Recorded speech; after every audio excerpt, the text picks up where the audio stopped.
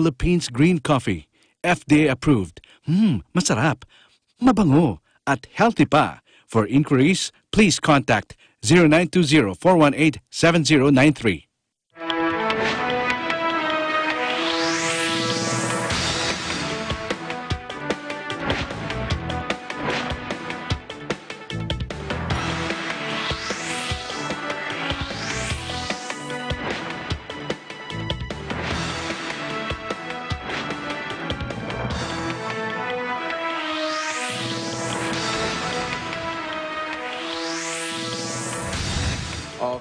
Sa ating headlines. Para po sa ating case updates, meron po tayong additional 90 cases ng COVID-19 positive patients as of 4 p.m. today. Ang total po ng COVID-19 positive cases natin sa bansa ay 552. Kaso ng coronavirus sa Pilipinas umakyat na sa higit 500 at 50 na bago infection na itala. The bill that I sponsor today proposes to raise enough money to support families for 2 months so that each of these 18 million households get between 5,000 to 8,000 pesos per month from various national government and local government programs, whether in cash or kind. The exact amount is determined in proportion to the minimum wage of the respective region. Panukala ukol sa deklarasyon ng national emergency dahil sa COVID-19. Approve na ng Kongreso. The use of masks is recommended only for those people and healthcare workers at this point of time. Improvised personal protective equipment at face mask pinapayagan ng World Health Organization o WHO.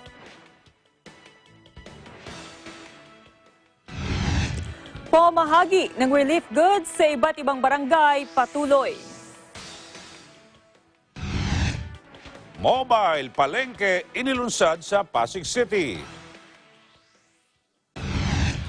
At tunghayan ang higit 100,000 mga kamera sa Moscow na nagmamanman sa mga pasaway ngayong naka-quarantine ang syudad.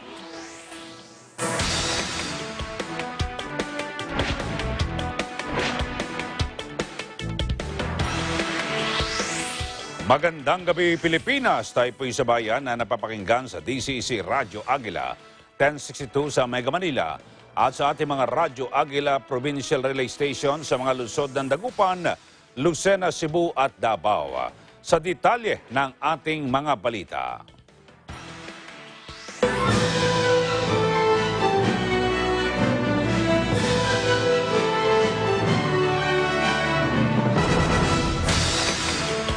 Umakyat na sa 552 ang kabuang bilang ng infected ng COVID-19 sa Pilipinas. Ayon sa Department of Health o DOH, 70 na bagong kaso ng virus ang naitala ngayong araw. 2 bagong nasawi naman ang naitala. Sa kabuuan, 35 na ang bilang ng mga nasawi sa bansa dahil sa COVID-19, habang 20 ang gumaling. Ayon kay Health Undersecretary Maria Rosario Bergere, ang pagtaas sa bilang ng kumpirmadong kaso ng COVID-19 ay dahil sa dumami na ang testing capacity ng mga laboratorio sa bansa. Ang Pilipinas anya ay nakapagsasagawa na ng halos 1,000 test para sa COVID-19 araw-araw matapos na maging operational ang maraming sub-national laboratories. Samantala, isa pang Pinoy sa Hong Kong ang nagpositibo sa COVID-19. Sa ngayon ay mayroong 7 Pilipino na COVID-19 patients ang nakakonfine sa mga ospital sa Hong Kong.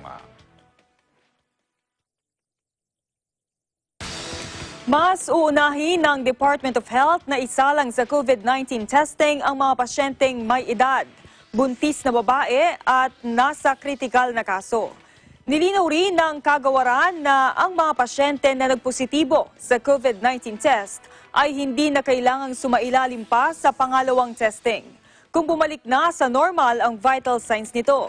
Gayunman, inoobliga pa rin ng DOH ang mga nabanggit na pasyente na sumailalim sa 14 na araw na home quarantine bago ideklarang lubusang magaling.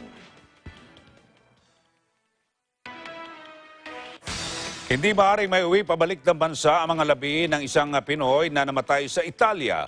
Pagbibigay diin ni DFA Undersecretary Brigido Dulay, may mga patakaran na ipinapatupad ang Italian government sa harap ng dinaranas nitong krisis sa COVID-19. Isa na rito ang implementasyon ng lockdown kung saan ay wala talagang galawang nagaganap kaya't malabo anla Dulay na maiuwi ang bangkay ng isang kababayan na namatay doon sa Italia. Dagdag pa ni Dulay, isa pang polisiyang ipinatutupad ngayon sa Roma ay ang mabilisang paglilibing o cremation sa mga namatay dahil sa infectious disease. Wala niya tayong magagawa kundi ang magpasakop sa ipinatutupad na panuntunan ngayon doon at bahagi ng ipinatutupad na polisiya ang mga kababayan nating naninirahan sa Italia. 13 bagong kaso ng COVID-19 ang naitala sa Quezon City. Sa kabuuan, 62 na ang kumpirmadong kaso ng COVID-19 sa nasabing lungsod. Sa ulat ng Quezon City Government, 6 na ang bilang ng nasawi dahil sa virus, habang 6 ang gumaling. Ang QC ang pinakamalaking lungsod sa Metro Manila at ang may pinakamaraming kaso ng COVID-19 sa rehiyon. Nagpositibo sa COVID-19 si Naik Cavite Mayor Junio Duanlanda. Sa isang Facebook post, sinabi nito na nalaman niya ang resulta matapos na isagawa ang swab test upang malaman ang kanyang kondisyon. Bunsod nito, inabisuhan siya ng kanyang mga doktor na sumailalim sa striktong self-quarantine. Nanawagan ito sa lahat na patuloy na sumunod sa ipinatutupad na guidelines ng gobyerno. Samantala, 4 na bagong kaso ng COVID-19 ang naitala sa lalawigan ng Cavite. Sa kabuuan, meron ng 14 na kaso ng virus sa lalawigan habang 1 ang nasawi mula sa nasabing sakit. Sa FB post naman ni Governor John Vic Remulla na ang mga bagong kaso ng COVID-19 ay ang 62 taong gulang na lalaki at 71 taong gulang na lalaki mula sa Naik at 30 taong gulang na babae na mula naman sa Tanza at 67 taong gulang na babae na mula sa Indang. Special power ni Pangulong Duterte sa pagresolba ng COVID-19. Hindi absoluto ayon sa Malacanang. Si Vic Sumintak sa detalye. Niliwanag ng Malacanang na tanging flexibility sa paggamit ng budget ang hinihingi ni Pangulong Rodrigo Duterte sa Kongreso. Ginawa ng Malacanang ang paliwanag matapos mapaulat na humihingi ng emergency power ang Pangulo sa Kongreso sa gitna ng kinakaharap na krisis tungkol sa COVID-19. Sinabi ni Secretary to the Cabinet Carlo Alexi Nograles na hindi inaasahang may tatamang ganitong uri ng krisis sa bansa kaya't hindi talaga napaglaanan ng pamahalaan ng pondo na may kinalaman sa coronavirus. Ayon kay Nograles, tapos na noon pa ang national budget at wala sa alokasyon ng COVID-19 kaya ang inihihirit ngayon ng ehekutibo ay kapangyarihan para maisakatuparan ang urgent measures sa gitna ng umiiral na problema sa coronavirus.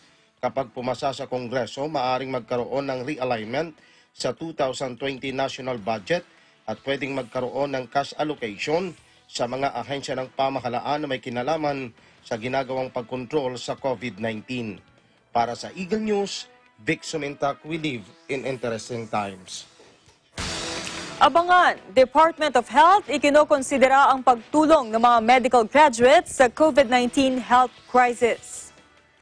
At pamahalaang lungsod ng Pasig, naglunsad ng tinatawag na mobile palengke.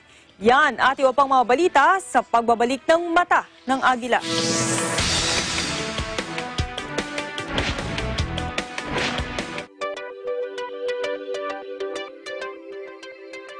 Para sa mga viewers namin sa Middle East at North Africa via OSN. Hello sa inyong lahat dyan. Ako po si Madeline Villar Moratillo.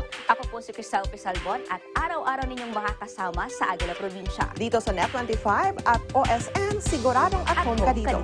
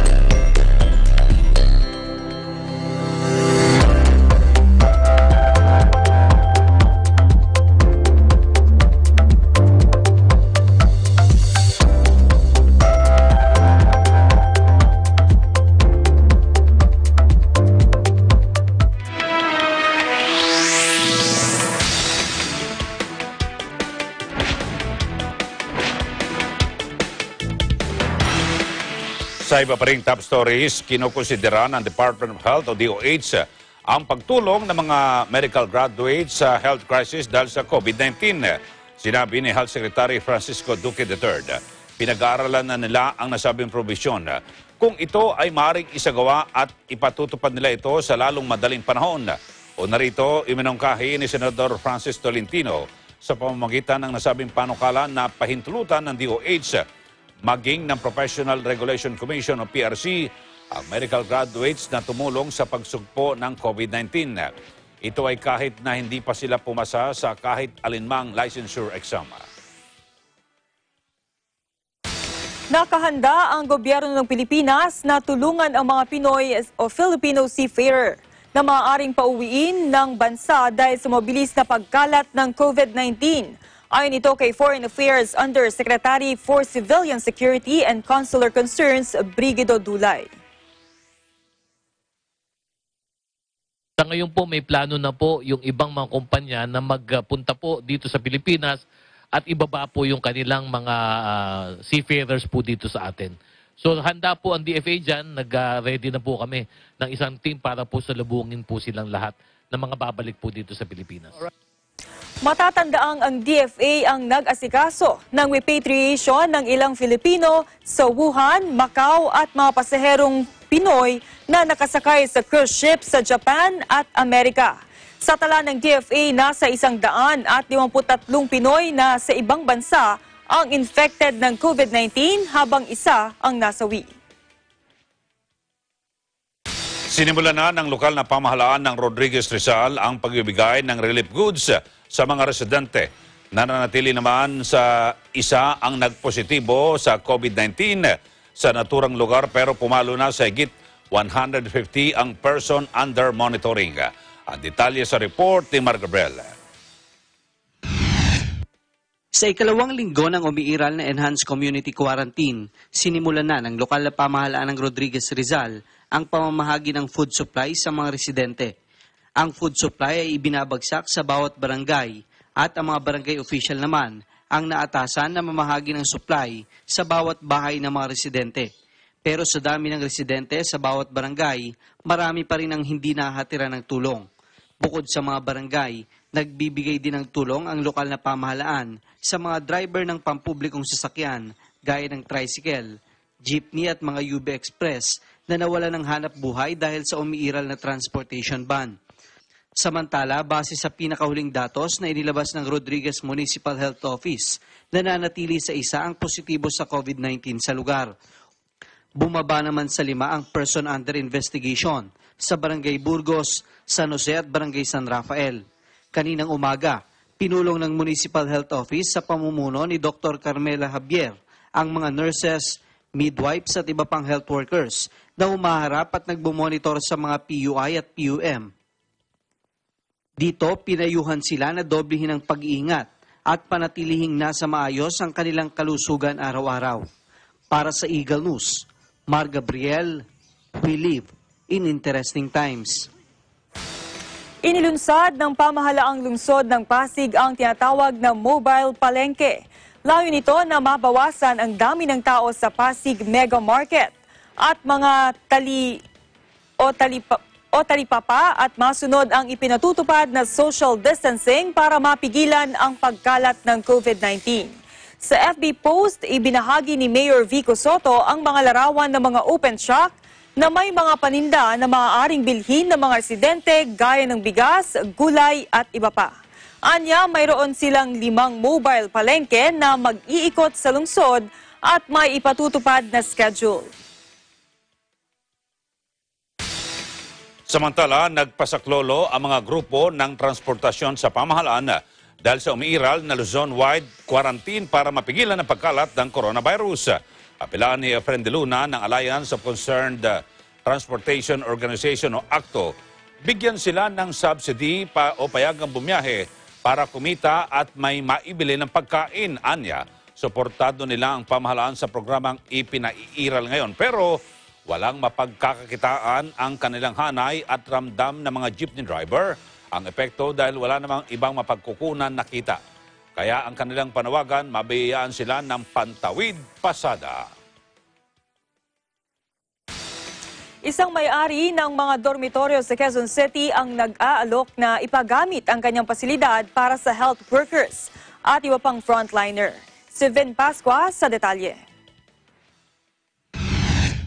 Ini-offer at ipagagamit ni Beda Manyalak ang kanyang mga dormitoryo sa Tangdangsora, Quezon City para maging pansamantalang tirahan ng mga doctors, nurses at iba pang health workers. 4 na clusters na binubuo ng 8 rooms na maaari nilang pansamantalang uwian habang patuloy nilang ginagampanan ang kanilang trabaho, lalo na marami sa kanila ay malayo ang mga inuuwian. Okay, as of now, nalinis po namin, ready na po yung mga units na doon sa Tangdangsora na inihanda na namin para sa mga frontliners. Right now, we're waiting. Nagko-coordinate kami, may nakausap na kami yung taga-ibang hospitals sa Quezon City, including Quezon City Hall. Tinutulungan namin ng Quezon City Hall para mag-coordinate, and especially yung mga ibang kailangan ng frontliners. Yung office ni Mayor is supplying some of yung mga ibang kailangan nila. Ayon kay Manyalak, alam niyang mahirap at hindi biro ang kinakaharap ngayon ng ating frontliners laban sa COVID-19. Touch din kami yung sacrifice ng ginagawa ng mga frontliner, yung mga danger na hinaharap nila. Sabi nga namin na nakita ko rin yung mga problema nila sa biyahe, papunta sa trabaho, and then yung mga ibang challenge nila.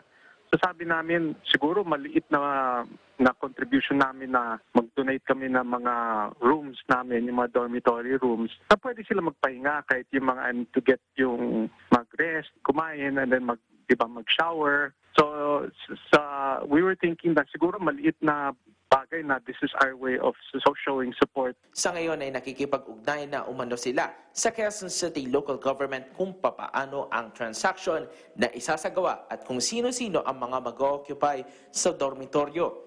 Kailangan kasi anyang maging mas mahigpit ang disinfection guidelines, lalo na't manggagaling sa iba't ibang ospital ang mga gagamit ng mga kwarto.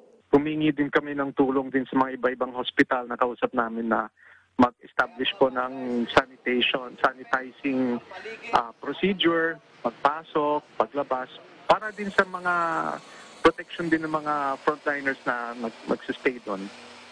Maliban dito, nakikipag-coordinate na din umano si Manyanak sa iba't ibang LGUs upang makapagbigay tulong din na madagdagan ang mga health facilities ng mga ospital dito sa Metro Manila. This is a way of within mga 1 month, I can build multiple rooms already, additional hospital rooms to accommodate yung mga increasing number of patients. Para sa Eagle News, Vin Pascua, we live in interesting times. Abangan, shortage ng protective equipment para sa health workers. Tinatawag na fake news ni Speaker Alan Peter Cayetano. At improvised personal protective equipment at face mask, pinapayagan na ng World Health Organization. Ang mga may init na balita sa pagbabalik ng mata ng Agila.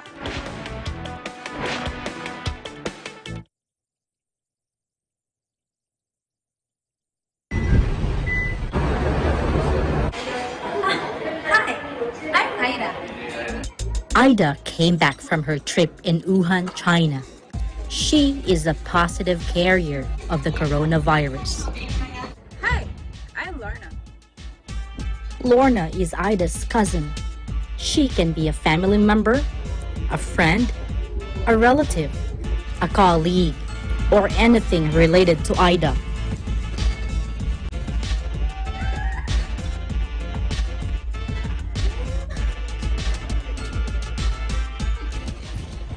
Oh, hi, I'm Faye.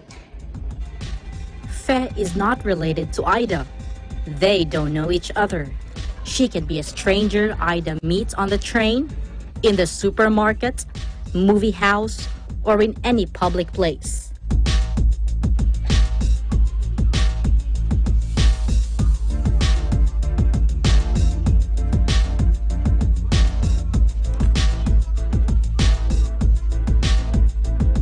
Now, Ida is in the hospital and is being treated, and Lorna is placed in quarantine. Ida doesn't know Faye. Lorna doesn't know Fe, and Fe doesn't even know anything. Hi, I'm Inocencio. Inocencio has no contact with any virus carrier. But if he goes out,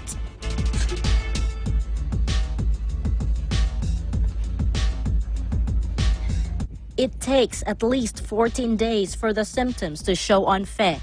This is the purpose of a community quarantine or lockdown, to give time for the healthcare professionals to find Fe and all those she had close contact with, and to keep Inocencio from contracting the virus.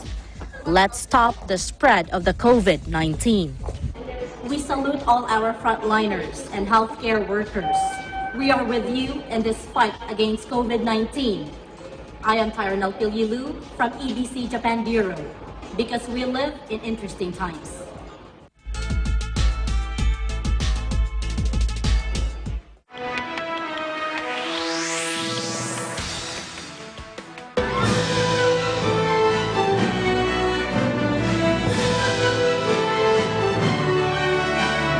Tinawag na fake news ni Speaker Alan Peter Cayetano ang mga napaulat na mayroong shortage sa personal protective equipment o PPEs para sa mga health workers sa bansa. Ayon kay Cayetano, marami nagkalat na fake news, partikular sa pagtugon ng gobyerno sa sitwasyon ng COVID-19 sa bansa.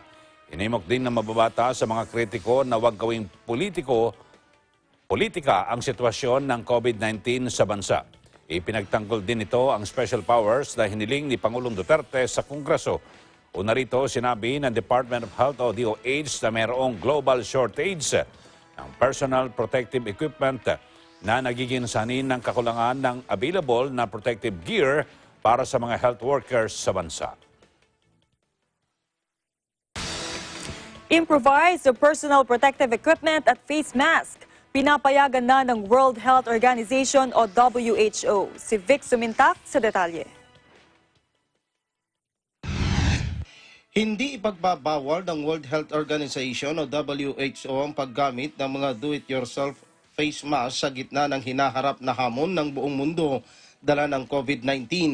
Sa briefing sa Malacanang sa laging handa, inihayag ni WHO Country Representative Dr. Rabindra Abiyasinghe na sa kasalukuyan ay nakakaranas ng global shortage sa mga mask at iba pang personal protective equipment o PPE.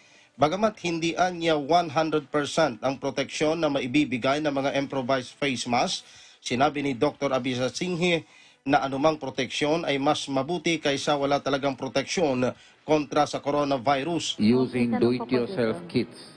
The issue with that is that they are not 100% protective, but they will provide some degree of protection. Again, our call is for everybody in the private sector to help support the government's efforts in procuring and supplying personal protective equipment so that the healthcare workers. Kaugnay nito, nananawagan ng WHO sa lahat, kabilang ang pribadong sektor, na suportaan ng pamahalaan sa pagbili ng mga PPEs upang matiyak ang kaligtasan ng mga medical workers o mga nasa frontliners. Ayon kay Dr. Abiyasinghe, tutulungan ng WHO ang pamahalaan na magkaroon pa ng access sa mga face mask at iba pang protective equipments.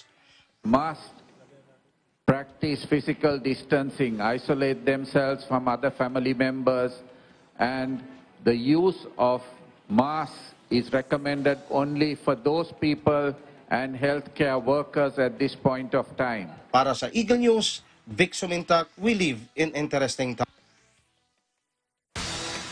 Nagpaalala ang opisyal ng World Health Organization o WHO Philippines sa publiko na sundin ang physical distancing sa gitna ng enhanced community quarantine. Sabi ni WHO Philippines Representative Dr. Rabindra Abiyasinghe, kaakibat ng enhanced community quarantine ay dapat na sundin ang physical distancing sa bahay at sa mga komunidad para ito ay maging epektibo. Napakahalagaan niya nito para bumagal na ang epidemya. Dagdag pa ng opisyal, responsibilidad ng bawat isa na panatilihin ang physical distancing. Isang senior military official ng Armed Forces of the Philippines o AFP at asawa nito ang nagpositibo sa COVID-19. Ayon kay AFP Chief General Filimon Santos Jr., ang nasabing senior military official at asawa nito ay nakakonfine sa V. Luna Medical Center sa Quezon City. Ang nasabing opisyal anya ay may travel history sa ibang bansa. Siya at ang kanyang asawa ay na-confine sa ospital bilang persons under investigation noong March 15. Samantala, isa namang miyembro ng Manila Police District o MPD ang nagpositibo rin sa COVID-19. Kinumpirma ito ng isang medical officer ng MPD.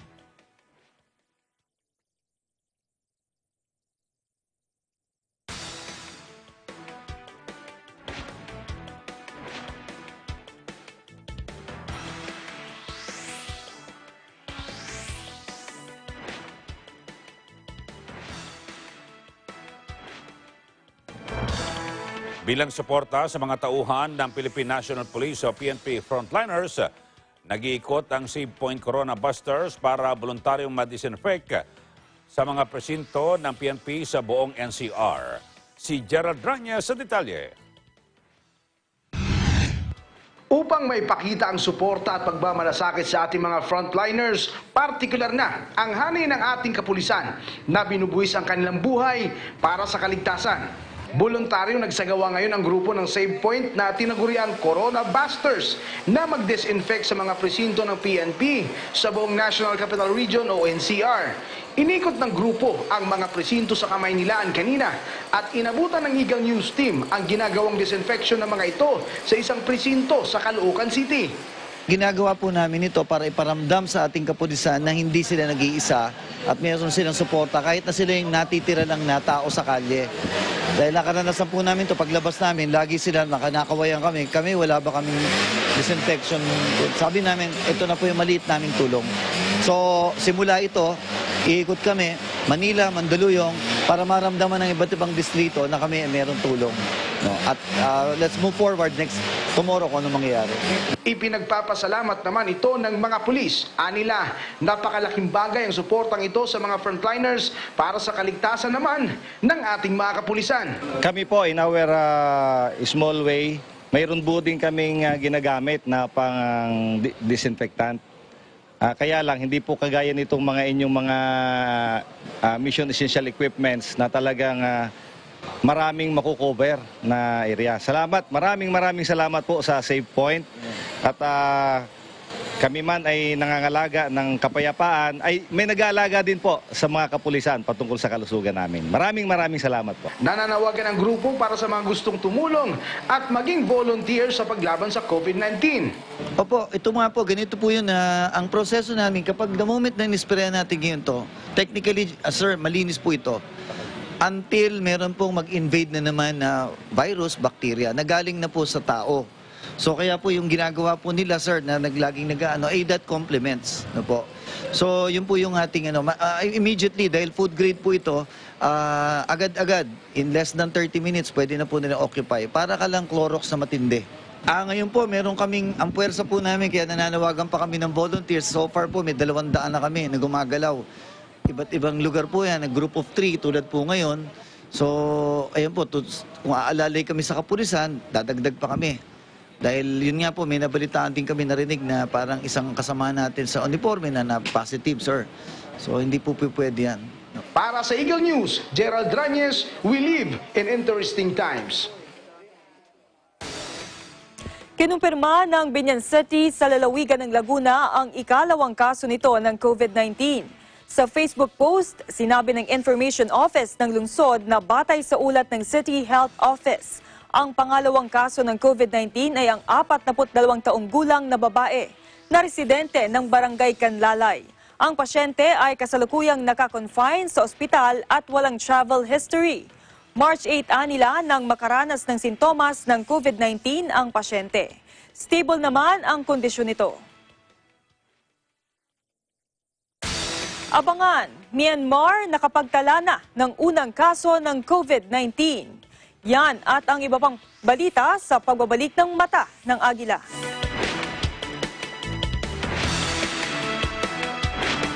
Alala mula sa DOH, PCOO, KBP at ng himpilang ito. Tamang impormasyon. Napapanahon. Mula Batanes hanggang taon-taon. Di lamang sa bansa, kundi maging sa iba't ibang panig ng mundo. Mga balitang makabuluhan, mga panayam sa kinauukulan, subaybayan. Dito lamang sa Net 25.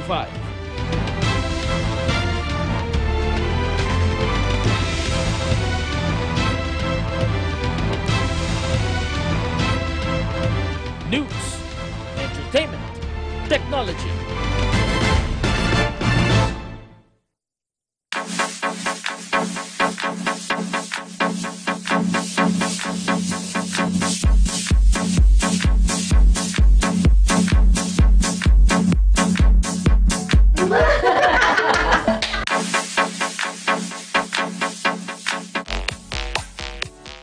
Going live with Shelly Lazaro, Saturdays, 10 a.m. on Net 25.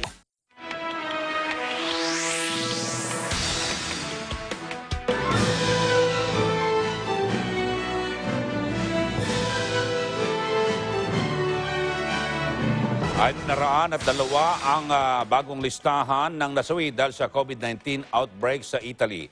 Samantala, 76 na bagong kaso ng COVID-19 ang naitala sa South Korea. Yan ang iba pang balita. Ihatid sa atin ni Sam Cepeda. 602 bagong nasawi dahil sa COVID-19 outbreak ang naitala sa Italy. Ayon sa head ng Civil Protection Agency, kabuang 6,077 na ang bilang ng nasawi sa Italy dahil sa nasabing sakit. Habang ang kabuang kumpirmadong kaso ng COVID-19 sa Italy ay nasa mahigit 63,900. Ang pinakatinamaang rehiyon sa Italy ng COVID-19 ay ang Lombardy na nananatili umanong nasa kritikal na sitwasyon. Samantala, 76 na bagong kaso ng COVID-19 ang naitala sa South Korea. Ayon sa Korea Centers for Disease Control and Prevention or KCDC, ang kabuang bilang na ng infected ng virus sa South Korea ay nasa 9,037, habang ang bilang ng nasawi ay nasa 120.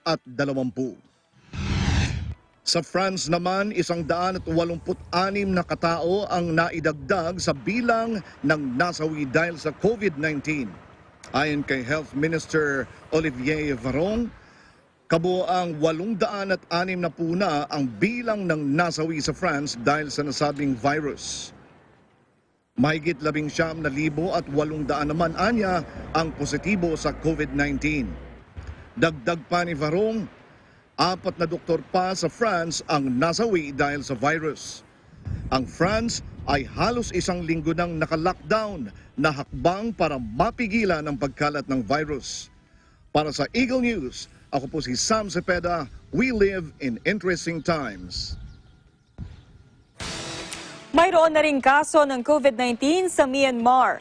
Sa ulat ng Health Ministry, 2 lalaki na kamakailan ay bumiyahe sa Amerika at United Kingdom ang 2 unang kaso ng COVID-19 sa Myanmar.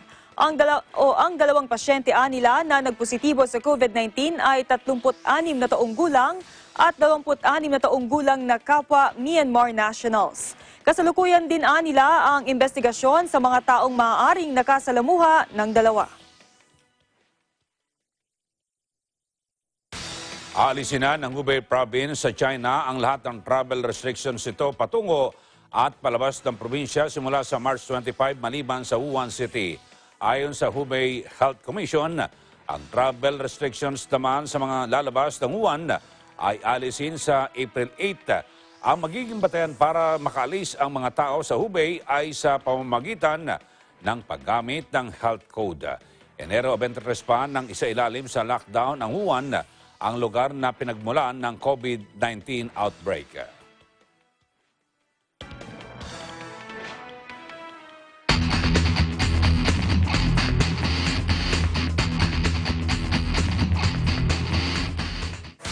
7 katao ang arestado matapos maaktuhan sa pasugalan sa Bacoor, Cavite sa kabila ng umiiral na enhanced community quarantine.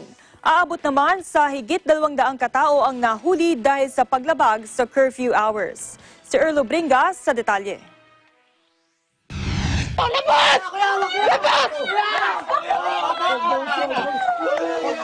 Sinalakay ng mga pulis ang tupadahan o sabungan na ito sa Bacoor City, Cavite. 7 ang naaktuhan at nahuli ng mga otoridad sa nasabing sabungan. Nagtakbuhan naman ng maraming nakikilahok sa sabong at halos naiwan na lamang ang tsinelas ng mga ito. Bukod dito, naaresto din ang iba pa na gumagawa naman ng iba pang uri ng sugal. Labag ito sa panuntunan ng umiiral pa naman na enhanced community quarantine, bagamat may social distancing na ipinatutupad sa tupadahan pero ipinagbabawal pa rin ang mass gathering. Itong mga pasaway na to na mahilig sa sabong na hanggang ngayon hindi talaga matigil-tigil, nagtupada na naman sila. Ginagamit pa nila ito sa text, nanghihikaya sila through text at saka messenger. Ano napansin namin dito, doon sila sa isang kalye. Kahit pa mag-observe sila ng social distancing habang nagtutupada dyan, bawal pa rin po talaga yan kasi una-una bawal ang tupada. Pangalawa, lalo silang naging bawal dahil nasa labas sila. Aabot naman sa higit 200 katao na ang nahuhuli din ng Bacoor City Police mula pa noong linggo dahil sa iba't ibang mga paglabag kaugnay pa din ng enhanced community quarantine. Ilan sa mga nahuli ay pa mga lumabag sa curfew hours mula pa noong linggo. Kagabi, aabot sa higit 60 kataong nasampulan muli ng mga otoridad. Ginawa namin para to sa inyo kasi gusto namin walang tao na sa kalye. Pag kayo umulit, makuha ulit namin kayo. Sisiguraduhin ko kayo, doon na kayo bagsak sa kulong. Kanya-kanya naman palusot ang mga ito kung bakit sila nasa labas ng kanilang bahay sa kabila ng umiiral na curfew hours. Hindi po, may nag-away po kasi ron sa kan. Inawat ko lang po. Tapos yun, natimingan ko lang po yung... Mag-awat, bayaan mo ng pulis. Yan po, ganun lang po. Napasama tuloy. Bigla lang ako lumabas na, dapat ako. Mali ka ron. Dumaan yung barangay. Papasok na rin ako ng bahay. May binili lang. Apo, yun lang po. Hindi ko po kasi alam na alas 8 na po pala. Pagbibigyan naman sa ngayon at papakawalan muna mga nahuli. Pero kapag umulit at nahuli ulit sa ikalawang pagkakataon, kakasuhan na nila mga ito ng paglabag sa enhanced community quarantine, lalo ng paglabag sa curfew hours. Zero tolerance tayo pagdating sa ganito kasi hindi natin ma-achieve, hindi natin matapos-tapos ng problema na ito. Na kung saan marami pa rin talagang pasaway. Parang hindi sila natatakot nito sa ginagawa nating curfew. Marami na po eh. Ang Bacoor, Cavite ay isa sa may 3 ng kaso ng COVID-19. Kaya patuloy nila sa pagbabantay at paghihigpit ng mga pulis sa mga checkpoints lalo na sa pagpapatupad ng curfew hours. So ako'y nanawagan sa Bacoreño, itigil na muna nila yan. Palipasin muna natin tong dilubyo na ito. Para sa Eagle News, Erlo Bringas, we live in interesting times. Nasunog ang 50 bahay sa barangay Tatalon 4, Las Piñas kanina madaling araw. Aabot naman sa 200,000 piso ang halaga ng napinsala. Nagbabalik si Erlo Bringas sa detalye. Nilamon agad ng apoy ang mga bahay na ito sa barangay Talon 4, Las Piñas City. Alas 12:08 ng madaling araw kanina. Agad na lumikas sa mga residente at nagakot ng mga gamit sa bahay dahil sa bilis na rin ng pagkalat ng apoy. Karamihan pa naman sa mga bahay ay gawa sa light materials. Kasagsagan pa naman ng lockdown sa kanilang barangay dahil pa din sa enhanced community quarantine. Kaya ang resulta, hindi na din naipatupad ang social distancing. Ilan sa mga residente agad na nakalikas at naisalbang kanilang mga kagamitan. Pero may ilan naman na wala namang naisalbang kagamitan. Malakas eh, gawa sa hangin. Papunta rito pa kanan. Maliit lang nung una yan, pero nung banda ko ayan, lumalakas na naman. Oo, talagang galit-galit apoy. Mga nagsasabugan na ho yung mga tangke. Nabas na ho namin. Yung iba hindi na namin kayang ilabas kasi malit lang po iskinita namin eh. Makalipas ang 30 minutos, inakyat kaagad sa ika-3 alarmang sunog. Ang residente namang ito, pinagbintangan namang nagnakaw. Kaya ang resulta, halos mag-away na at muntik pang mauwi sa suntukan.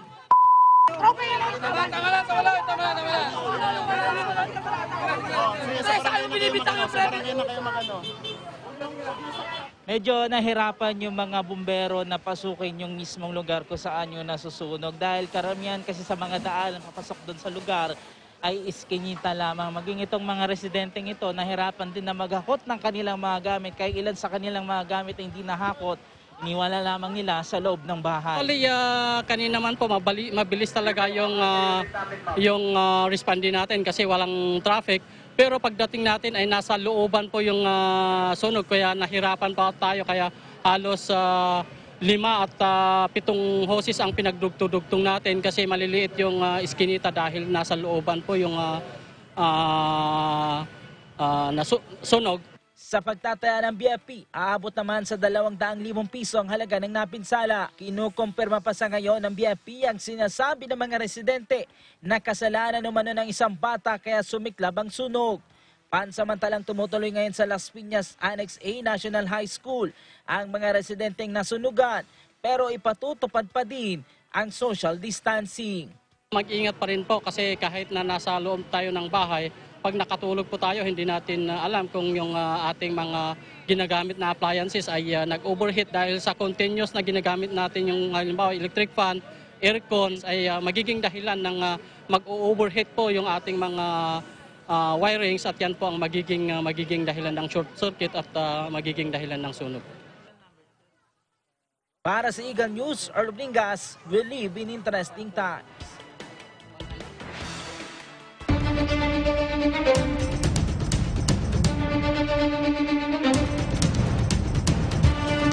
May nagpositibo ng COVID-19 sa Malabon. Ang unang COVID-19 patient ay isang lalaki at nakatira sa Barangay Dampali. Si Eagle News correspondent Christine Dantes sa detalye. Kinumpirma ngayon ng Department of Health na may isa ng naitalang kaso ng Coronavirus Disease 2019 o COVID-19 sa lungsod ng Malabon.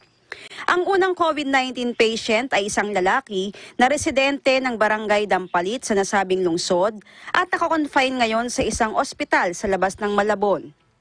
Una na rito ay nakaranas ng mataas na lagnat ang nasabing pasyente kung kaya't nagpasya ang pamilya nitong dalhin ito sa pagamutan.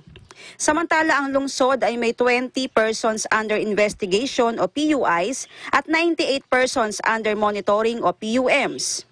Dahil dito ay kinordon muna ng mga kinauukulan ang kalye kung saan naninirahan ang nasabing pasyente, maging ang klinik kung saan ito unang nagpa-check up at nagsagawa na din ng pagdidisinfect sa ilang lugar sa Malabon. Patuloy naman ang isinasagawang contact tracing sa mga taong nakasalamuhan nito. Nananawagan naman si Mayor Lelen Oreta na huwag magpanik at sundin lang ang ipinatutupad na tuntunin ng enhanced quarantine. Para sa Eagle News, kasama si Marco Morit, ito po si Christine Dantes. We live in interesting times. Paghahakot ng basura sa lungsod ng Caloocan tuloy-tuloy lang sa kabila ng banta ng COVID-19. Samantala, ang mga senior citizen binigyan naman ng vitamins at sabon. Nagbabalik si Eagle News correspondent Christine Dantes sa detalye. Tuloy-tuloy lang ang paghahakot ng basura sa Barangay 148 sa lungsod ng Caloocan sa gitna ng banta ng sakit na COVID-19.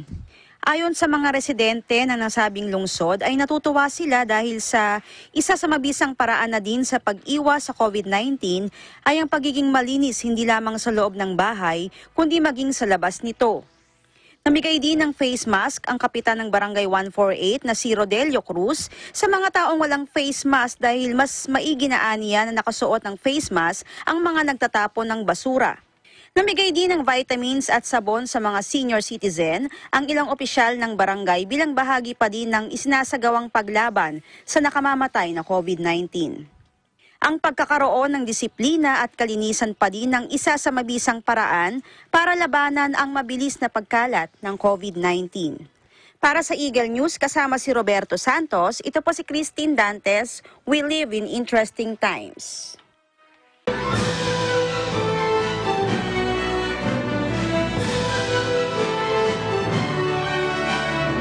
Hindi na muna tatanggap ang St. Luke's Medical Center ng mga pasyenteng may COVID-19.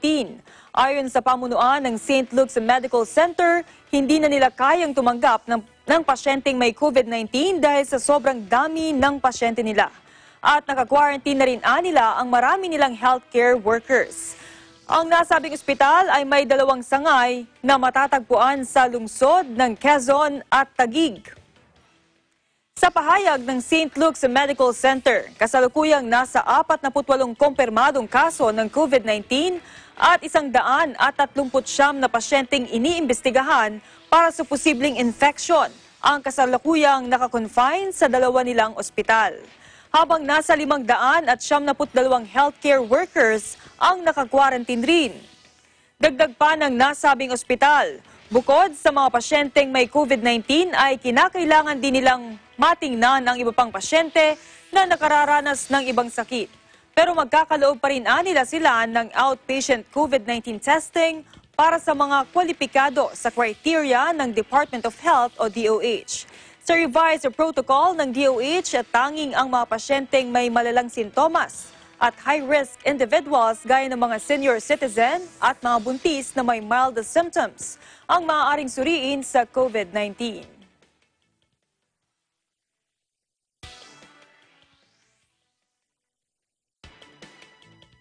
Itinilaga ang Diosdado P. Macapagal Memorial Hospital sa Guagua, Pampanga para pagdalhan ng mga persons under investigation ng COVID-19.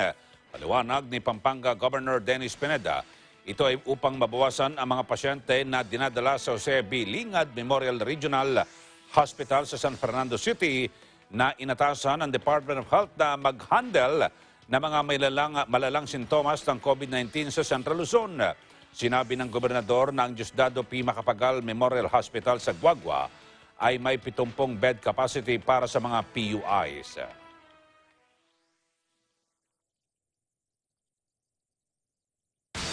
Nanawagan naman ang animal welfare group na People for the Ethical Treatment of Animals o PETA kay Pangulong Rodrigo Duterte at sa iba pang opisyal ng gobyerno na payagan ang mga animal rescuer na dumaraan sa mga checkpoints sa gitna ng ipinatutupad na Luzon-wide quarantine.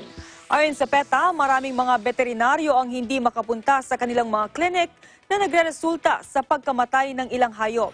Anila, nakatatanggap ang PETA ng mga tawag tungkol sa mga namamatay at may sakit na mga hayop.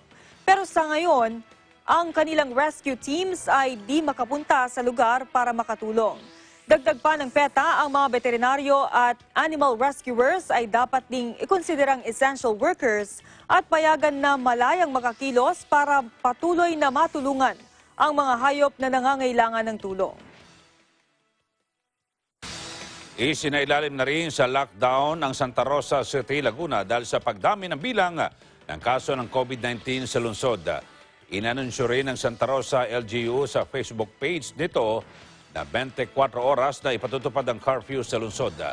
Tanging ang mga may hawak na quarantine pass ang papayagan na lumabas para bumili ng pagkain, gamot, pumunta sa bangko o kumuha at magpadala ng pera sa mga remittance center. Exempted naman ang mga health workers, emergency personnel at skeletal workforce na mga essential service. Pero limitado lang ang kanilang paggalaw sa lugar na pinagtatrabahuhan. Umalma naman ang ilang residente dahil sa hindi pa raw sila nakakatanggap ng relief goods mula sa pamahalang lungsod at kahit mula sa kanilang barangay. Wala pa rin daw natatanggap ang ilang residente ng quarantine pass mula sa kanilang barangay.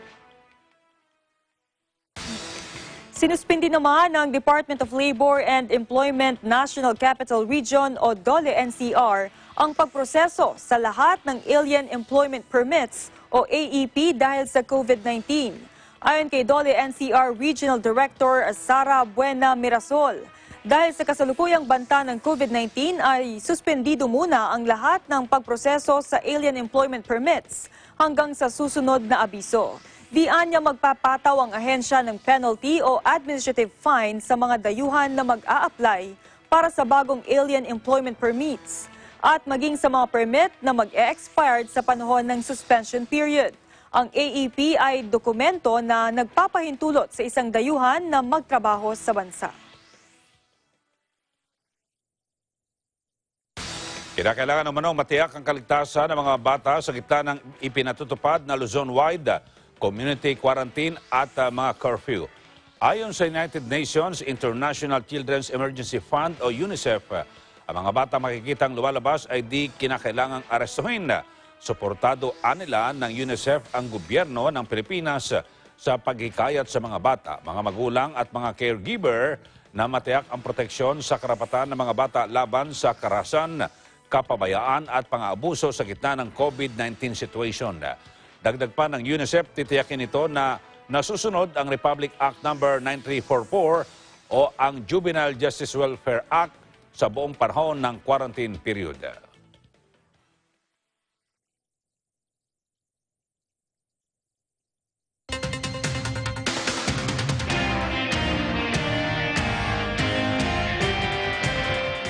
Enhanced community quarantine mahigpit ng ipinatutupad sa San Jose del Monte City sa Bulacan.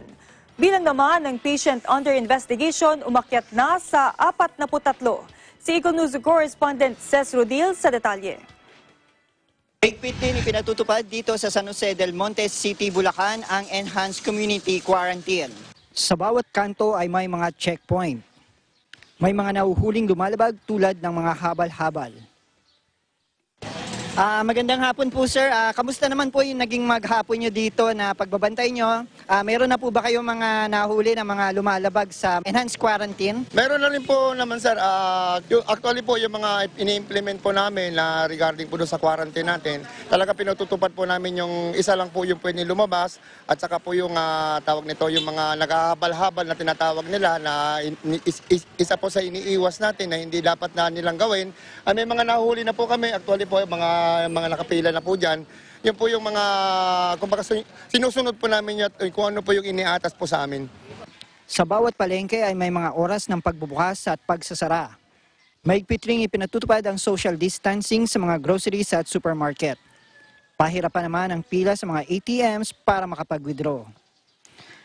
Mahigpit din ipinatutupad sa mga subdivision ang no quarantine pass, no exit, no entry.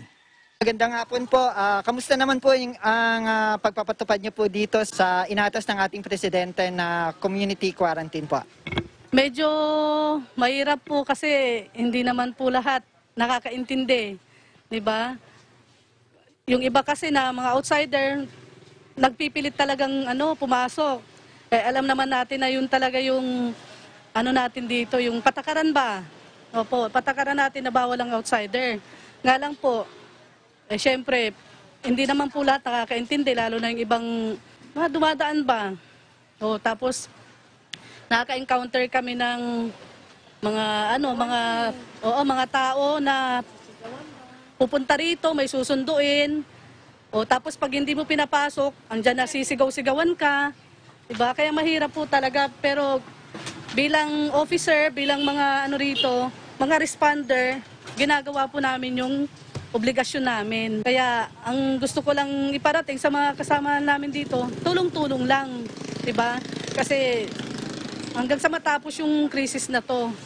Samantala, muling nadagdagan ang bilang ng mga patients under investigation for COVID-2019. Mula sa 34 ay naging 43 ang kabubuang bilang nila ngayon. Bumaba naman ang bilang ng persons under monitoring na sa kasalukuyan ay nasa 170. Samantala, nanatili naman sa 2 ang confirmed cases ng COVID-19. Mula rito sa San Jose del Monte City, Bulacan, para sa Eagle News, Ces Rodil, and we live in interesting times.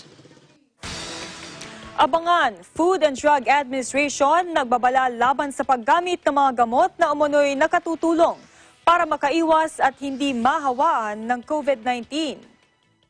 At Department of Education pinag-aaralan ng paggamit ng online platform sa susunod na school year. Yan at ang iba pang mga balita sa pagbabalik ng Mata ng Agila.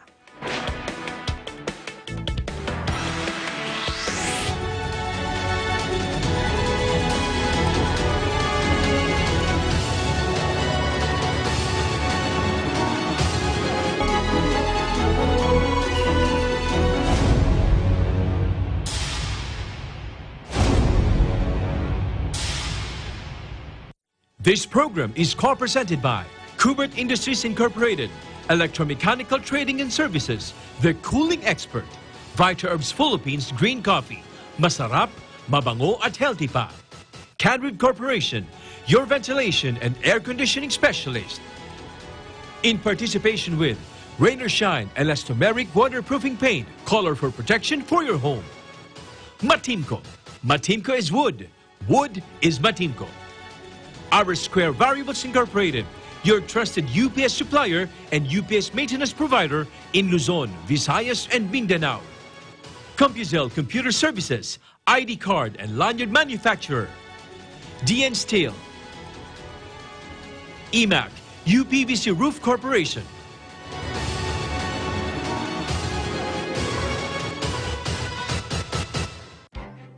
Events happen around us all the time. In our community, in our country, around the world. Events that affect people, move communities, or simply inspire us. Interesting events that people need to know. In these interesting times, we continue to be a competent partner in delivering news about these events. Fast, accurate, balanced. Eagle News, because we live in interesting times.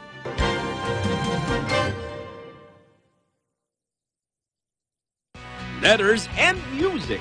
Lunes hanggang Biyernes, 1:00 hanggang 2:00 ng hapon.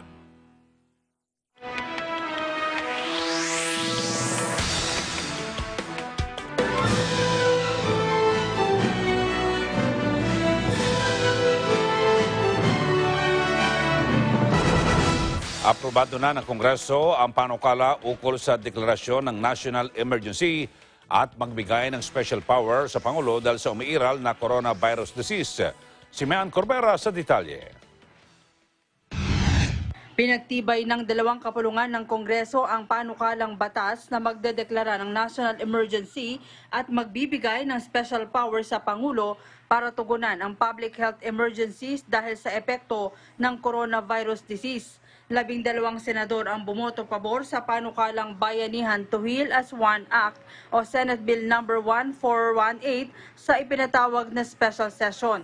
Ayon kay Senador Pia Cayetano, Vice Chairman ng Senate Committee on Finance at nagdepensa ng panukala, binibigyan dito ang Pangulo ng 3 buwan na special authority para mag-reprogram, reallocate at mag-realign ng pondo para tugunan ang nagaganap na krisis.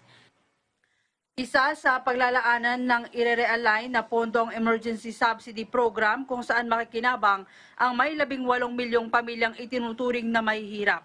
Sa pinagtibay na panukala, ang mga mahihirap na pamilya, kabilang na ang mga no work no pay ay bibigyan ng 5 hanggang 8,000 subsidy kada buwan na maaring tumagal ng 2 buwan. Ang tumatanggap na ng cash mula sa Pantawid Pamilyang Pilipino program ng gobyerno, daragdagan na lamang para mabuo ang 5,000 hanggang 8,000 pesos. Ayon kay Cayetano, bibigyan sila ng perang pambili ng pagkain, sabon, gamot at iba pang pangangailangan para hindi na sila magpumilit maghanap buhay at lumabas ng kanilang mga tahanan. The bill that I sponsor today proposes to raise enough money to support families for 2 months, so that each of these 18 million households get between 5,000 to 8,000 pesos per month from various national government and local government programs, whether in cash or kind. The exact amount is determined in proportion to the minimum wage of the respective region. Bibigyan naman ang Pangulo ng Special Authority para agad na makapagpabili ng medical supplies at umupa ng mga pasilidad na maaring gawing quarantine centers. Sa inisyatibo ni Senator Ping Lacson, nagkaroon ito ng probisyon na nagsasaad na bibigyan ng mga health workers sa government facilities ng special risk allowance na bukod sa tinatanggap na hazard pay. Ang mga public at private health workers naman ay bibigyan ng 100,000 na kompensasyon kapag nahawakan ng COVID-19 at 1 milyong piso kapag namatay sa pandemic. Sasagutin naman ng PhilHealth ang 100% ng gamutan sa mga ito.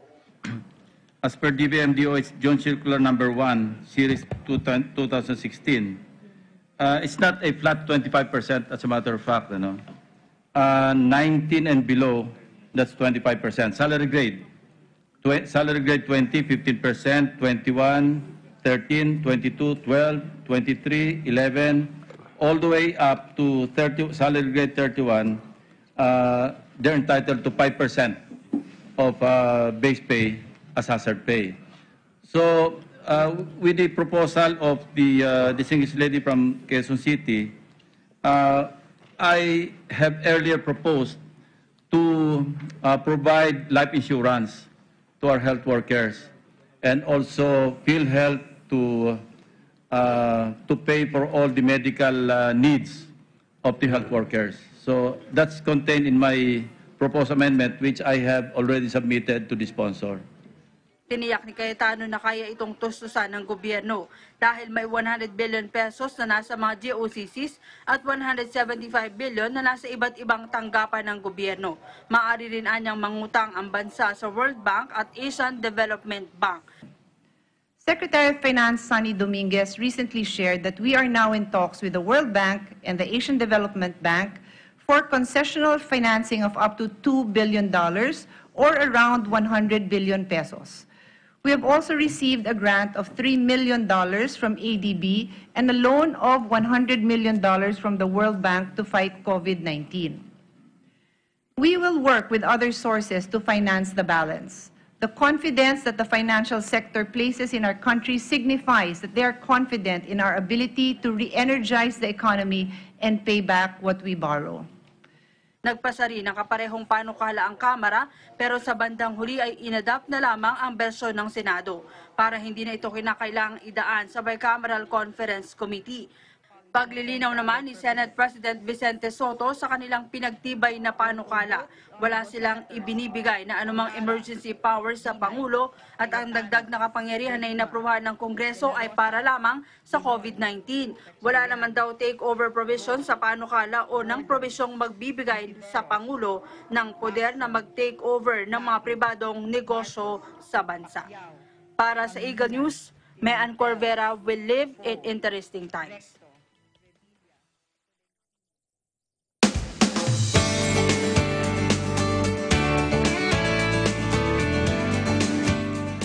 Nagbabala ang Food and Drug Administration laban sa paggamit ng mga gamot na umano'y nakatutulong para makaiwas at hindi mahawahan ng COVID-19.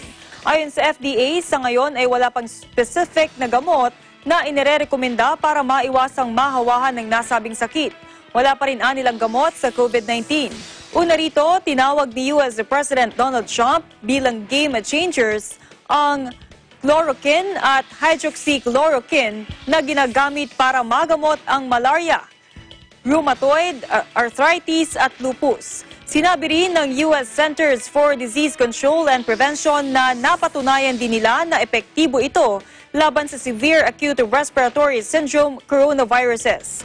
Pero sabi ng FDA, ang paggamit sa dalawang uri ng gamot ay mayroong side effects gaya ng sakit sa mata tulad ng pagkalabo ng paningin at pagiging colorblind, pananakit ng muscles, psychotic disorders, pagkahina ng puso at iba pa. Kaugnay nito, sinabi ng FDA na mainam na inumin lamang ang gamot na nireseta ng doktor. Ugaliin din nilang maghugas ng kamay at gawin ng social distancing para maiwasang mahawahan ng sakit. Before we begin.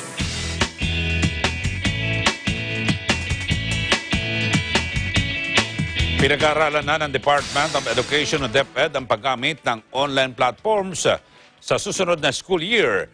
Ito ay bilang contingency plan para sa milyon-milyong mag-aaral kapag nagpatuloy ang health crisis dahil sa COVID-19. Ayon kay Education Undersecretary ni Pomuceno Malaluan, bago nito ay kailangang isagawa ang pagkakaroon ng Information and Communication Technology-based adjustments. Mayroon mang limitasyon ay kailangan pa rin masubukan ng ahensya kung ito ay epektibo.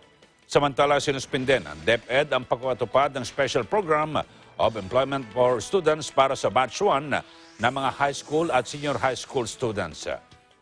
Batay sa abiso ng DepEd, ito ay bunsod na rin ng desisyon ni Pangulong Duterte na ipatupad ang Enhanced Community Quarantine sa Luzon.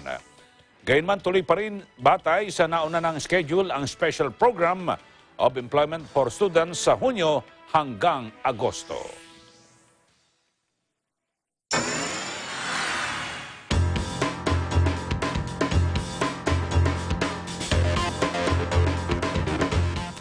Nanawagan ang Department of Information and Communications Technology sa lahat ng mga opisyal na magkaroon ng emergency backup systems. Sinabi ng DICT sa isang statement na dapat itong isagawa para matiyak na maingatan ang mga database at infrastructure sakaling magkaroon ng outage dahil sa malware o cyber attack. Maaaring mangyari ang cyber attacks habang nangyayari ang COVID-19 crisis. Sakali mang magkaroon ng ganitong insidente, hinimok ng DICT Cybersecurity Bureau na iulat ito sa kanila sa pamamagitan ng pagtawag sa 8920-0101 local number 1708 o kaya sa cellphone numbers na 0921-494-2917 o 0956-154-2042. Pwede ding mag-email sa cert-ph@dict.gov.ph. Abangan, Britanya magpapatupad ng 3 linggong lockdown dahil sa COVID-19. At tunghayan ang higit 100,000 mga kamera sa Moscow. Sa Moscow, Russia na nagmamanman sa mga pasaway ngayong naka-quarantine ang syudad. Ang balitang pumapagas pa sa pagbabalik ng mata ng Agila. Mga isyung panlipunan.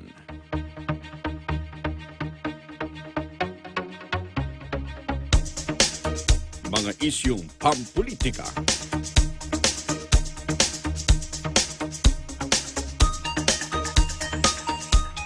Tatalakayin, lilinawin, kasama ang mga batikang komentarista, Congressman Dante Marcoleta at Jen Sobartiaga sa Ganang Mamamayan. Lunes hanggang Biyernes, alas 8 hanggang alas 9 ng umaga. Innovation, digital disruption, globalization. Startups, micro, small, and medium enterprises, as well as large corporations, all face interesting challenges in the market today. Peek into the world of exciting opportunities and partnerships to drive growth with the latest business news and information. We are open for business. Join the conversations to create a more vibrant environment for entrepreneurship. Catch Open for Business every Saturday from 5 to 6 p.m. Open for Business, from vision to action.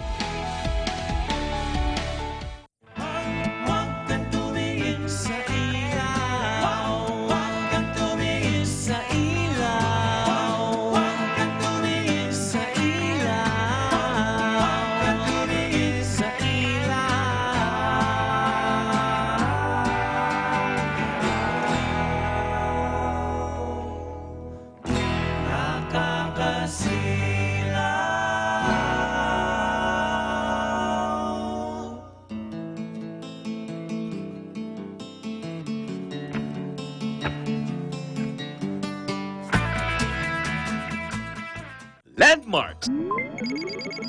Ang alas 7 ng gabi.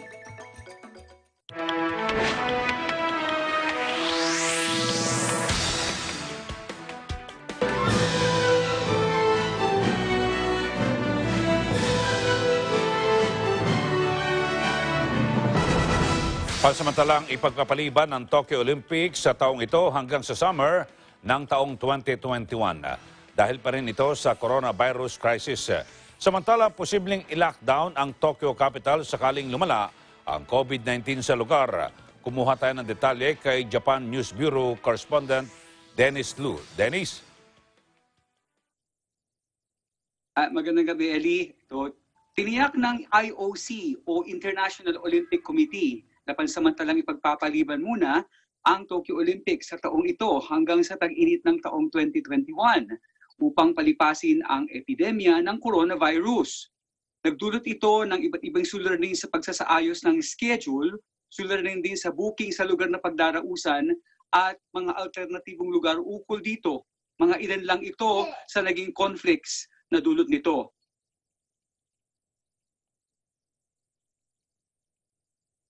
Bagamat nalungkot ang ilan, subalit sila ay sumuporta sa desisyong iantala ito hanggang sa susunod na taon. Dagdag pa ni Prime Minister Shinzo Abe na walang opsyon sa ngayon kundi ang postponement nito. Samantala binanggit naman ni Tokyo Governor Yuriko Koike na malamang ma-lockdown din ang Tokyo sakaling lumala ang sitwasyon ng coronavirus dito. Binalaan ng mga residente na patuloy na mag-ingat at gawin ang mga kaukulang pagsusuot ng mask at paghuhugas ng kamay.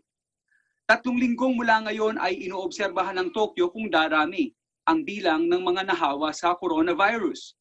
Samantala, ang ilang paaralan ay naghahanda na dito sa Tokyo sa muling pagbubukas ng klase matapos itong ipasara ni Prime Minister Abe noong Marso 2 upang maiwasan ang paglaganap ng COVID-19. Nakatakdang magsimula ang elementary school at junior high school sa Abril 6 at ang senior high school naman ay sa Abril 7. Nitong umaga lamang ay namataan namin ang ilang mga estudyante na suot na ang kanilang mga uniforme. Kaugnay sa patuloy na pag-iingat sa COVID-19, ang mga dadalo sa entrance ceremonies ng paaralan ay lilimitahan. Tanging ang bagong estudyante lamang at isang kaanak ang maaaring dumalo dito. Di gaya ng dati nakasama ang mga dating estudyante at mga guro. Sa mga apektadong mga lugar ng COVID-19 na di pa pwedeng magsimula ang mga klase hanggang matapos ang buwan ng Abril, naghanda ang Board of Education ng mga learning materials gaya ng videos na maaaring gamitin mula Abril 8. Ang mga subjects na kasama dito ay matematika, agham, social studies, English, at Japanese.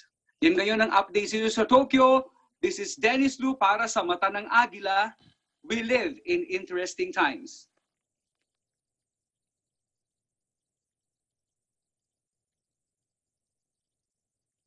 Denise? Ellie? Okay, kumusta dyan sa Tokyo? Lalo na yung ating mga kababayan at ng mga Pilipino. Gaano ba kalala yung sitwasyon tungkol sa COVID-19? Sa ngayon, life goes on naman. Hindi naman siya ganun kaseryoso. Bagamat ang karamihan din ay naka-mask.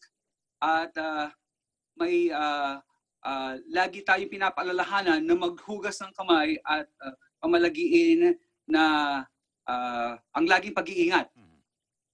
So, pero Dennis, may tuturing ba na papalala o papabuti na ang sitwasyon dyan sa Tokyo? Dahil sa magbubukas na nga ang ibang mga eskwelahan, ang mga tao naman dito ay naging disiplinado sa pagsunod sa utos ni Prime Minister Abe na lagi munang nagsara nga sila ng 3 linggo, Ellie. So sa ngayon, bubuksan ng mga eskwelahan pero gagawin pa rin nila yung mga pag-iingat. Ayun. Okay, so maraming salamat kay Dennis Lu mula po dyan sa Tokyo, Japan.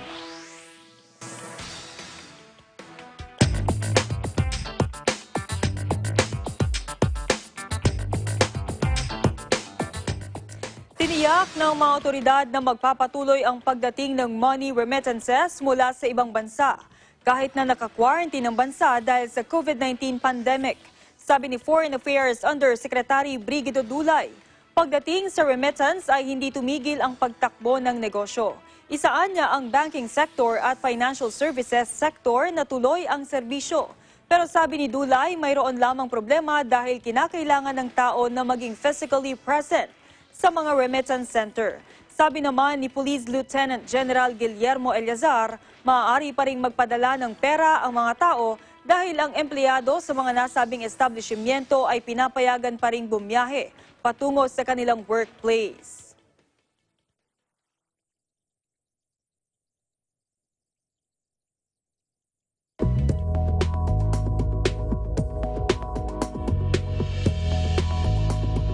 Bahagyang nabawasan ang sakop ng easterly sa ilang bahagi ng bansa. Ayon sa Pag-asa, nakakaapekto na lamang ito ngayon sa Southern Luzon, Visayas at Mindanao. Kaya bukas, asahan sa buong bansa ang maalinsangang panahon sa buong araw. Habang sa hapon, posible namang makaranas ng bahagyang maulap hanggang sa maulap na papawirin na may ilang mga pagulan dahil sa easterlies o kaya naman dahil sa mga localized thunderstorms.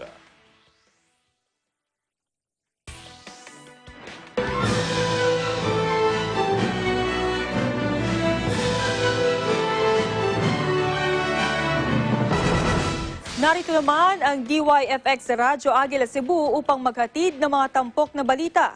Kasama natin si Eagle News Correspondent Joey Morales. Joey?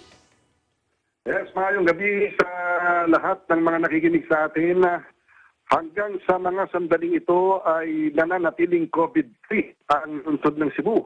Bagaman ay napabalitang tinamaan ng nasabing virus ang isang lalaki na kasalukuyang nakakonfine sa Chonghua Hospital.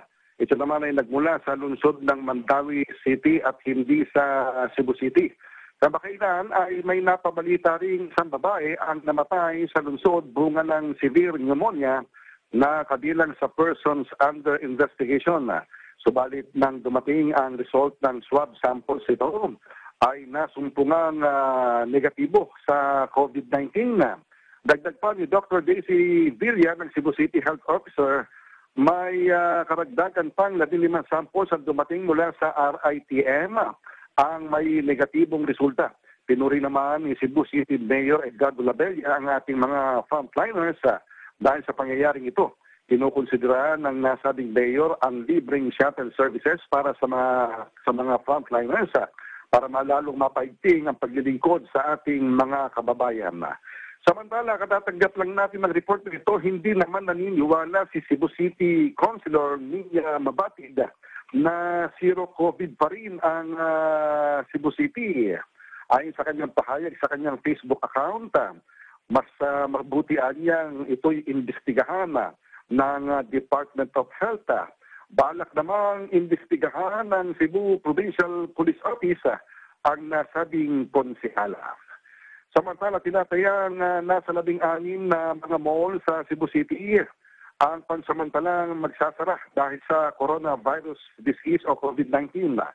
SM City Cebu, SM Seaside, Robinson's Galleria, Cebu, Robinson's Puente, Robinson's Cybergate Cebu, Ayala Center Cebu, Ayala Mall Central, lahat ng Gaisano Mall Cebu City, Elizabeth Mall, Park Mall, ang ilang mga commercial establishment na nagpahayag ng kanilang pansamantalang pagsasara bunga rin ng pag-iingat sa kumakalat na virus. Samantala, tuloy naman ang operasyon ng mga parmasya, hardwares, supermarkets, mga bangko at money transfer, food services, restaurants with take-out and delivery services, convenience stores at lahat ng establishmento na may serbisyo publiko. Ipinatupad din sa buong lalawigan ng Cebu ang anti-panic buying ordinance. Ito'y para naman maiwasan ng hoarding at lahat ay may pagkakataong makabili ng kanilang mga pangangailangan.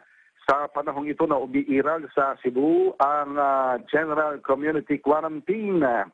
Limitado lamang ang mabibili ng bawat individual sa mga pangunahing pangangailangan.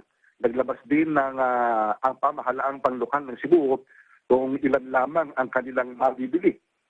Narito ang ilang mga listahan na kung ilan ang kanilang mabibili. Halimbawa ay ang liquid and hand soap, 20 bottles lamang, disinfectant, 6 gallons, face mask, 200 piraso, multivitamins, 10 boxes, cooking oil, 10 litro, sugar, 25 kilos, rice, 300 kilos, alcohol ay 30 bottles, ang sardinas ay 48 cans, ang kape ay 20 packs, ang instant noodles ay 96 pouches, at ang itlog ay 10 dosena lamang ang maaaring mabili. Yan ang mga kaganapan dito sa lalawigan ng Cebu. Ako si Joey Morales para sa Eagle News. And we live in interesting time. Local government unit ng Quezon na mahagi ng 200 sako ng bigas sa iba't ibang bayan sa probinsya. Si Eagle News correspondent Alan Llaneta sa detalye. Nag-umpisa ng mamahagi ng bigas ang lokal na pamahalaan ng Quezon sa iba't ibang bayan sa probinsya na nauna ng masigit na may pangangailangan. Kasama ni Quezon Governor Danilo Suarez, si National Food Authority Manager Bobby Gonzales, ay namahagi ang mga ito ng tigda 200 sako ng bigas sa mga bayan ng San Antonio, Padre Burgos, Sampaloc, Agdangan, Dolores, Tagkawayan, Macalelon, Pitugo, Lopez at Ginyangan. Sa ulat ng Quezon Public Information Office, ang ayudang bigas ay pamimigay ng bawat municipal, Social Welfare and Development Office sa mga mamamayan ng kasalukuyang nakakwarantin sa bawat munisipalidad. Una nang namahagi sa Quezon ng pagkain ng pamahalaang barangay, subalit kunti lamang ito at hindi makasasapat lalo na at magtatagal pa ang enhanced community quarantine sanina rin ng sakit na COVID-19. Samantala sa kasalukuyan sa Quezon, natili pa rin 3 ang kaso na nagpositibo sa sakit na COVID-19, kabilang dito ang 2 sa Lucena City at 1 sa bayan ng Saraya. 76 naman ang patient under investigation, habang 2 ang namatay sa severe pneumonia na kabilang rin sa PUIs. Para sa Eagle News, Alan Laneta, we live in interesting times. Abangan, Britanya magpapatupad ng 3 linggong lockdown dahil sa COVID-19. Atungayan ang higit 100,000 mga kamera sa Moscow, Russia na magmamanman sa mga pasaway ngayong nakakwarantine ng syudad. Ang mga balitang pumapagaspas sa pagbabalik ng Mata ng Agila.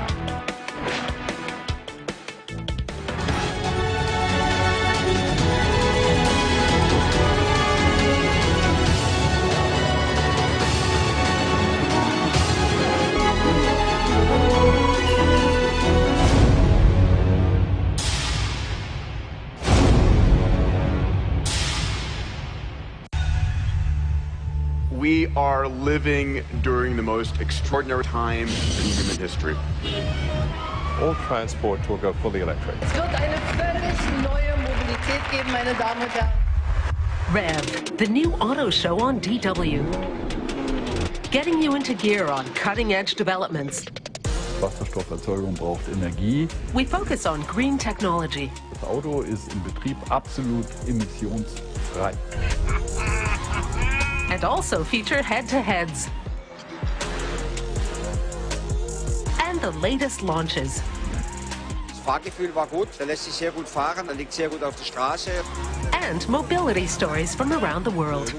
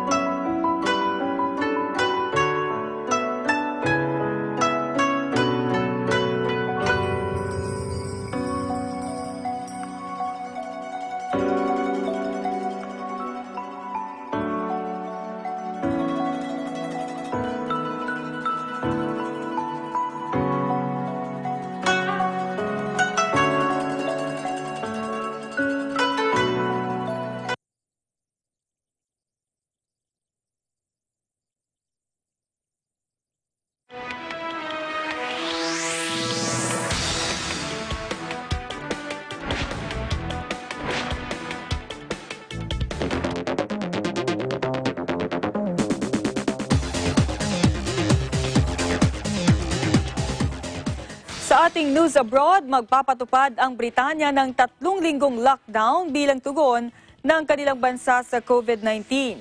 Tugon ito ni British Prime Minister Boris Johnson matapos lumabas ang mga ulat na ilan sa kanilang mga mamamayan ang hindi sumusunod sa ipinapatupad na social distancing measures. Nanawagan din ito ng mahigpit na aksyon para maiwasan ang pagkalat ng nasabing sakit. If you don't follow the rules, the police will have the powers to enforce them, including through fines and dispersing gatherings. To ensure compliance with the government's instruction to stay at home, we will immediately close all shops selling non-essential goods, including clothing and electronic stores, and other premises, including libraries, playgrounds and outdoor gyms and places of worship. We'll stop all gatherings of more than 2 people in public, excluding people you live with. And we'll stop all social events, including weddings, baptisms, and other ceremonies, but excluding funerals.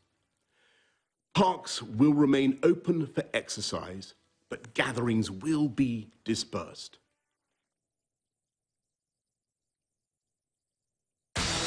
Immediate global ceasefire, ito ang panawagan ng United Nations sa harap pa rin ng banta ng COVID-19 ayon kay UN Secretary General Al Antonio Guterres.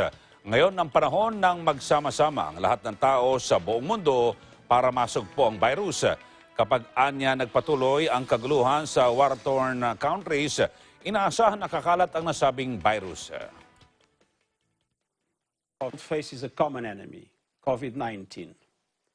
The virus does not care about nationality or ethnicity, faction or face. It attacks all relentlessly. Meanwhile, armed conflict rages on around the world. The most vulnerable, women and children, people with disabilities, the marginalized and displaced, pay the highest price. The fury of the virus illustrates the folly of war. That is why today I am calling for an immediate global ceasefire in all corners of the world. It is time to put armed conflict on lockdown and focus together on the true fight of our lives. Warring parties, I say, pull back from hostilities, put aside mistrust and animosity, silence the guns, stop the artillery, end the airstrikes.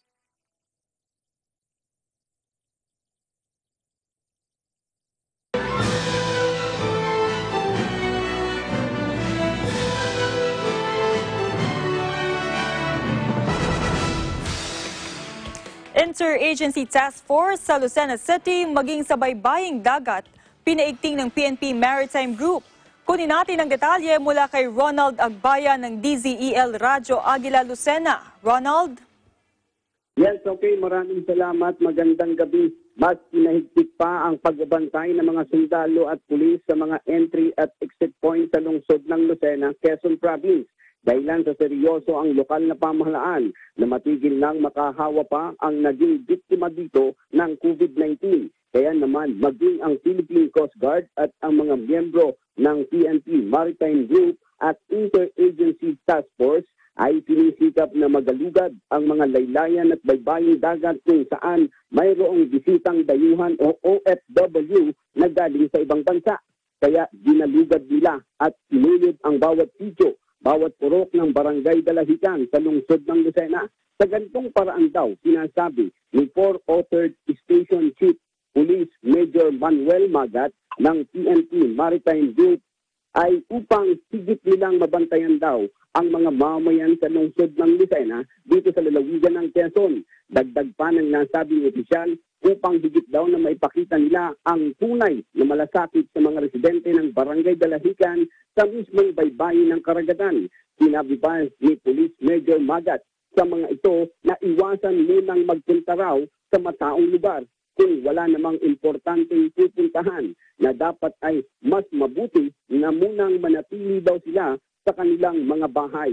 Ayon pa kay Magat, ang ginagawang ito ng PNP Maritime Group sa pangunguna kanila ni Police Colonel Puskat Kalabiyab Jr. sa atas sa kanila na ipagpatuloy ang mas pinaigting enhanced community quarantine. Kaya sinisigurado nilang mabantayan ang mga coastal land areas upang masiguro na walang nakagagawa ng mga ipinagbabawal na aktibidad sa Barangay Dalahican sa lungsod ng Lucena dito sa lalawigan ng Quezon. Yan ang aking report. Ako si Ronald Agbaya mula dito sa lungsod ng Lucena, lalawigan ng Quezon para sa Eagle News. We live in interesting times. Alamin naman natin ang mga tampok na balita mula sa DZEL Radyo Agila, Lucena. Ito ang ihatid sa atin ni Russell Capili. Magandang gabi sa iyo, Russell. Umabot na sa 62 ang kabuang bilang ng PUI o Person Under Investigation sa buong lalawigan ng Oriental Mindoro at 3 naman ang binawian na ng buhay. Samantala, nananatili na wala pang kumpirmadong kaso ng COVID-19 sa buong lalawigan. Kaya naman patuloy na ipinatutupad sa lalawigan ang Enhanced Community Quarantine. Nagsimula na ring mamahagi sa mga bayan at mga barangay ng travel o quarantine pass na ang pangunahing binibigyan ay ang head of the family or representative na siya lang ang maaring lumabas ng tahanan upang bumili ng pangunahing kailangan ng pamilya. Patuloy ding isinasagawa ang checkpoint upang matiyak na natutupad ang isang tao lang sa isang sasakyan, motor man o four wheels at may travel o quarantine pass.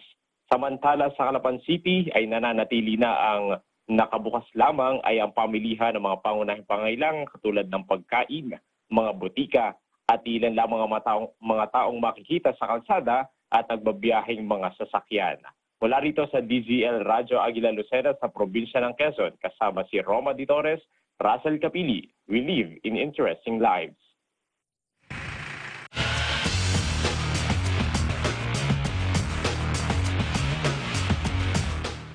Sa Eagle News Sports, nawalan ng pang-amoy si Utah Jazz center Rudy Gobert dahil sa COVID-19.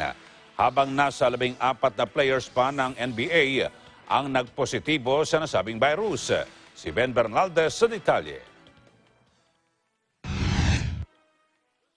Sa NBA, dahil sa tumamang coronavirus disease, sa kanya ay nawala ng pang-amoy si Utah Jazz center Rudy Gobert. Ito ang inamin ng French big man, ang unang NBA player na nagpositibo sa COVID-19 noong March 11 na nagresulta sa suspensyon ng NBA season, kaugnay sa isa sa mga sintomas ng virus. Umabot na sa 14 ang bilang ng mga NBA players na nagpositibo sa COVID-19, kasama ang teammate ni Gobert na si Donovan Mitchell. Kasama rin dito si Kevin Durant at 3 pa niyang teammates sa Brooklyn Nets. Sina Christian Wood ng Detroit Pistons, Marcus Smart ng Boston Celtics at 3 Lakers players. Ayan ang mga balita para sa EN Sports. Ako si Ben Bernaldez. We live in interesting times.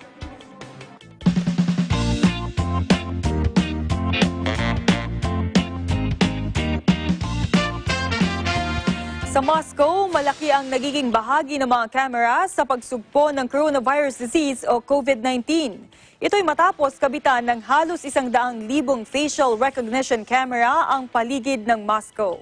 Mula sa mga kalsada hanggang sa metro stations ay nag-set up sila ng 170,000 security cameras. Ngayon na naka-quarantine ng...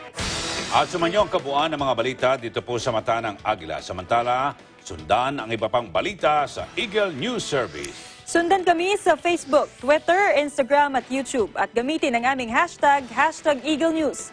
Bisitahin din ang aming website sa eaglenews.ph. Panoorin ang Mata ng Agila at ang iba pang programa sa eaglenewslive.com. Para sa mga bago at patas na balita mula rito sa bansa at iba't ibang panig ng mundo, ito ang Mata ng Agila. Ako po si Eli Saludar. At ako naman si Judith Gamera. Maraming salamat sa inyong pagsubaybay. Magandang gabi. And we live in interesting times.